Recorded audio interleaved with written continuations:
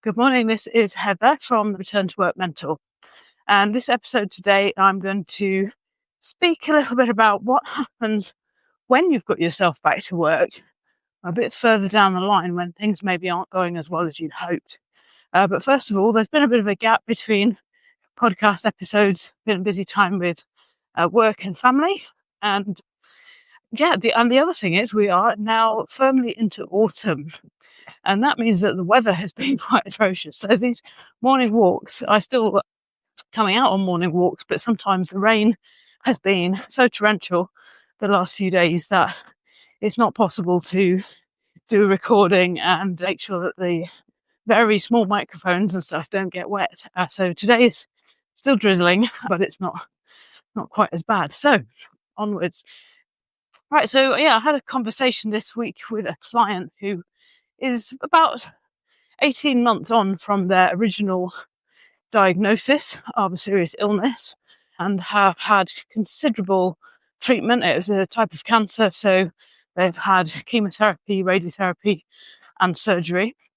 That has all come to a close for the time being, although there's obviously ongoing maintenance, treatment, and reviews at regular intervals. So we've touched on this a little bit in a podcast before about when the active treatment stops, that things can feel very strange because everybody expects you, everybody around you, wants to celebrate with you that you are well and all the treatment's finished. But actually, from your point of view, it just feels as if your support systems have fallen away and you're not really back to being yourself, but everybody expects you to be. So we're just going to go slightly further forward on that in regard to work. So you may have successfully returned to work after some kind of injury or illness. You may have followed a return to work plan. You may be back at work full time. To all intents and purposes, you do look fine and you are coping well. However, on the inside, that's not how you feel. You feel that only now are you starting to realise the enormity of what happened to you. That actually you're tired. That all that time that you kept going through the treatment and possibly kept yourself active, possibly kept working through it, feels like it's now catching up with you and your body and mind are just tired. And I always say to clients, that's okay. It's okay to feel that way because actually your body has been through an immense amount. And although it's been managed with treatment, some of those treatments are really quite harsh on your body and of course also on your mind. And we get through periods of difficulty like that, challenge, really on adrenaline. We've talked a little bit before about the fight and flight mechanisms, and this is a classic where actually the body and the mind keeps going, powered through by the survival instinct, just to get through to the end of the treatment. But then after that, when it's able to let go a little bit of that survival instinct, that initial sense of relief that part is over can give way to complete exhaustion. And the body needs and the mind needs time to heal and recover. But by now you are already back at work full time. And it may be that you are coping in some senses. You are doing full-time hours. You are doing all the tasks that you need to do. But every day feels like you're just holding on by the skin of your teeth. And every day you wonder if you're going to make it through to the end of the day, the end of the week, the end of the month, and when your next holiday is. I'm wondering, how can you continue to look after yourself whilst you are giving every spare drop of your energy probably to your work first and probably secondarily to your family, those around you, and probably last to yourself, when in actual fact this needs to be flipped on its head and putting your energy into your own recovery first. So it's not unusual for people to reach this stage and decide that they need some time out. And it can look different things. It can look like, short bursts of holiday periods. It could look like taking a sabbatical from work, if that's an option. If it's your own business, then do you have that team in place that will enable you now to step away from your business and take a chunk of time off. And even if it's not 100% off, whether you can step away from the day-to-day running of the business and just be involved in more of the strategic decision making for a little while. And if that can't happen immediately, can you put plans in place to be able to do that in a few months' time so that you can plan to take some time out for your own recovery? Then, of course, the other option is that you may decide to completely review what you do for work. If you're employed, and actually if you're self-employed, you could consider, reducing your hours for a period of time, changing your duties for a period of time, depending on the context that you're in, depends how easy or not that is to do, allowing yourself a step back in a recovery time. But the other thing is some people reach the point of saying, you know what? I don't want to do this anymore. I don't want to do this job anymore, and I don't want to do it full time anymore. And I need to find a different way to work because now I have seen and felt what it's like to be ill and injured. I want something different for my future. So that can be a huge decision to leave a job or exit your business. Now, there are a few ways to look at that.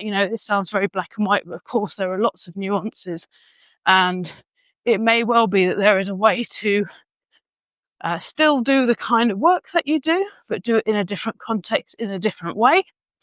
It may be that you can cope with the hours if the work you were doing was different.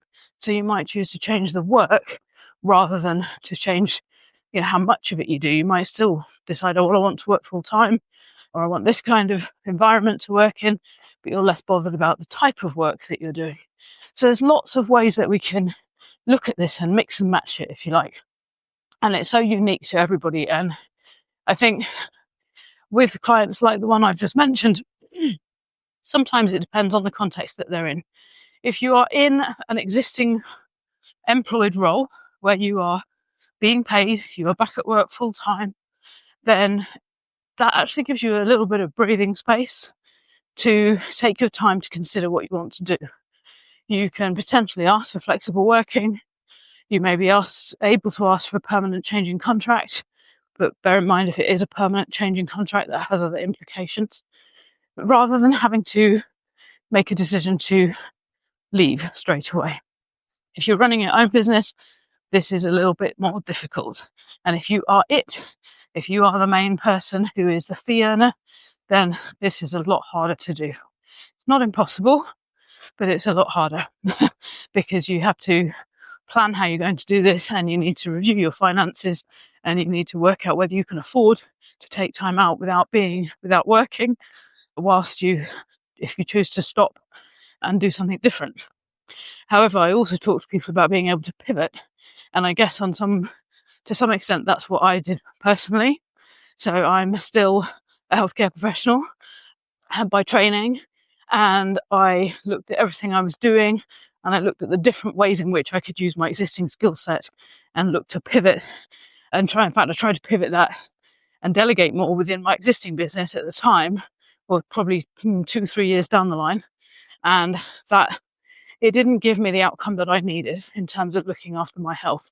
So I tried to pivot. I eventually decided to exit, and then I've completely restarted. But underlying all of that is a core thread of my professional health skills, which allows me to now apply them in a different way with a different business model in a way that's much more supportive of my health. And we are 6 years down the line. And I did end up taking a period of time out. I planned to take at least 6 months out, or about 6 months. The plan was to take 6 months. It didn't quite work out that way. It ended up being 12 months, really. That's not to say I wasn't doing some work, but I wasn't running a business in the same way that I had been used to. I wasn't generating an income in the way that I had been used to. And that was a very difficult time. So it's possible to do, but then it gives you the headspace to work out, well, actually, where do I go from here? And there's something that's just come to mind. It's a bit like allowing yourself to run out of steam. So imagine that steam train that you've been constantly fueling. I'm walking on an old railway line, maybe that's why it's come to me.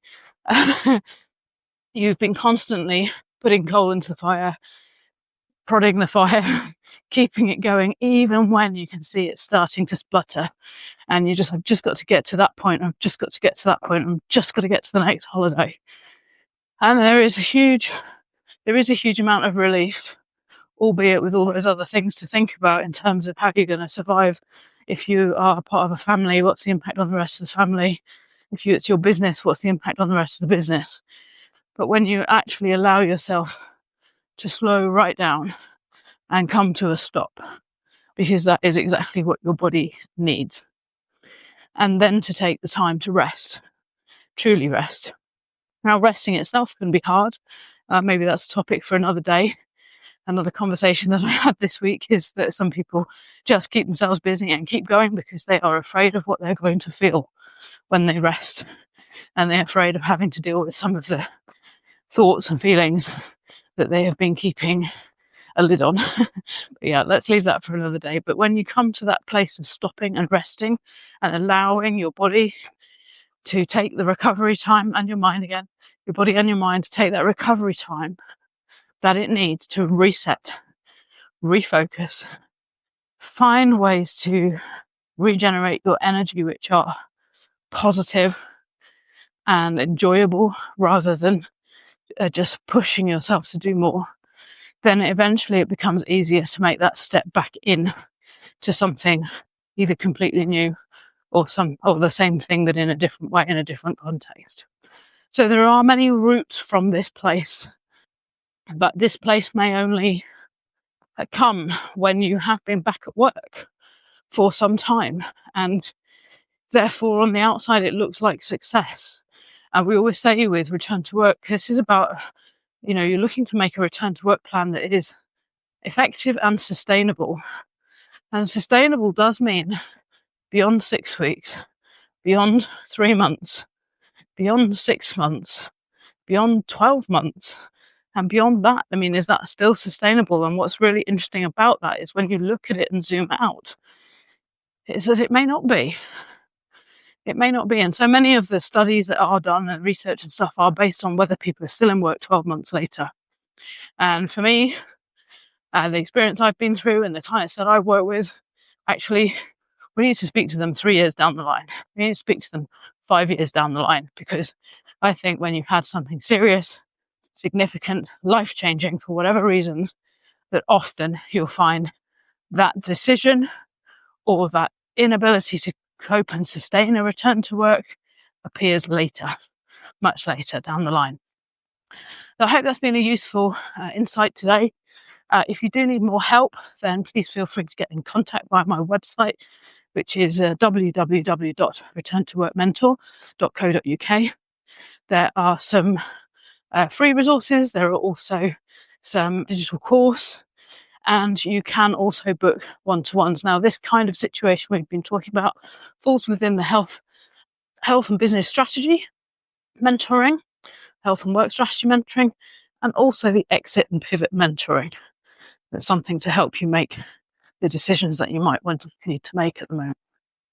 So yes, so just recap on that. The main ways in which I would help with this kind of situation would be through the health and business, health and work strategy mentoring, which is one-to-one support as you're trying to maintain and sustain a return to work and trying to find a new way of being where your health and your work support one another rather than conflict. And then exit and pivot mentoring, which is really a fairly short, sharp intervention, but allow you to have an external third-party sounding board who is objective with no preconceived ideas about what you should do and no vested interests in what you decide to do. It means that you can have these conversations with somebody where you may not feel ready or able to do that with work colleagues or indeed family members until you've sorted your thoughts through. So if either of those are of interest to you, please take a look at the website there. That was returntoworkmentor.co.uk, where you can find out more information and you can arrange a call with me to chat about it. Okay, I hope you have a lovely day.